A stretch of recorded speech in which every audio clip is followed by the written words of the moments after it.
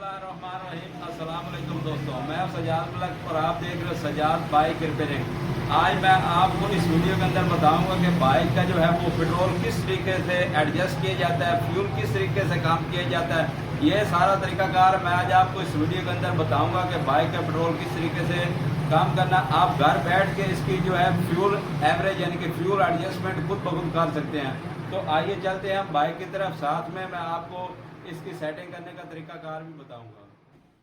जी तो दोस्तों, सबसे पहले मैं आपको बताऊंगा कि बाइक का जो है हमने किस तरीके से फ्यूल एडजस्ट करना है। इसका जो कार्बोरेटर है ऊपर वाला, उसका बड़ा नट होता है, हमने वो ओपन कर लेना है। उसके बाद हम इसकी जो स्लाइड ट्यूब है वो कार्बोरेटर के साथ हम जो है कार्बोरेटर से यानी कि अलग कर लेंगे, बाहर निकाल लेंगे। उसके बाद हम इसके अंदर से जो स्लाइड ट्यूब है वो निकालेंगे। स्लाइड के अंदर एक स्लाइड ट्यूब होती है, जिस तरह के मैं आपको दिखा रहा हूँ, ये इसकी स्लाई है।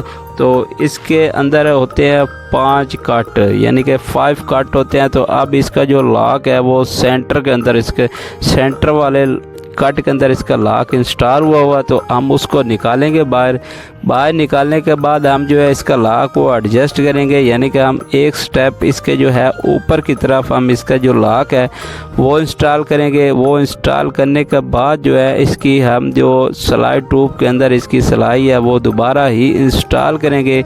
इंस्टॉल करने के बाद मैं दोबारा आपको बताऊंगा कि इसका जो है मिक्सचर वो किस तरीके से हमने एडजस्ट करना है। जिस तरह के आप देख सकते हो हमने ऊपर से जो है सेकंड कट के अंदर इसका जो लॉक है वो इंस्टॉल कर दिया। जी पहले इसका जो ऊपर से है 3 नंबर के अंदर था, अब हमने 2 नंबर के अंदर इसका जो लॉक है वो इंस्टॉल कर दिया है। अब हम जो है इसकी स्लाइड ट्यूब के अंदर जो है इसकी सिलाई इंस्टॉल कर रहे हैं। सिलाई इंस्टॉल करने के बाद इसके ऊपर एक ये लॉक लगा होता है, ये लाजमी लगाना होता है। अगर लॉक भूल जाए या लॉक ना हो तो बाइक जो है वो फिर मिसिंग करती है, क्योंकि इसकी जो सिलाई है वो जब हम एक्सीलेटर इसका देते हैं, यूज़ करते हैं, तो इसकी जो सिलाई है वो ऊपर आ जाती है, जिससे बाइक जो है मिसिंग करने लग जाती है। ये लॉक इसका लाजमी ही इंस्टॉल करना चाहिए। तो अब हम जो है इसकी स्लाइड ट्यूब वो कार्बोरेटर के साथ अंदर इंस्टॉल करेंगे। जैसा कि आप देख सकते हो कि एक छोटा काट है, ये रेस स्क्रू की तरफ होना चाहिए। जो बड़ा ऊपर लंबा होता है वो उसकी मुखालिफ सिमत पे होना चाहिए।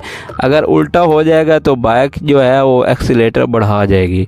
तो इसको सीधा ही जो है अंदर इंस्टॉल करना चाहिए स्लाइड ट्यूब को।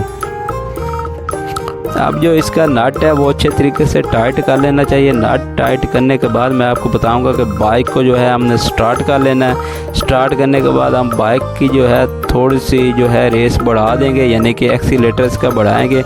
उसके बाद हम थोड़ा सा इसका मिक्सचर टाइट कर देंगे, क्योंकि बाइक जो है वो मिसिंग भी नहीं करेगी और बाइक जो है एक्सीलेटर भी फुल लेगी। दोस्तों ये था हमारा प्रोसेस जो कंप्लीट हो चुका है। बाइक यहाँ पर अब इंशाल्लाह 60+ एवरेज देगी फ्यूल की, 65-70 किलोमीटर लाजमी देगी।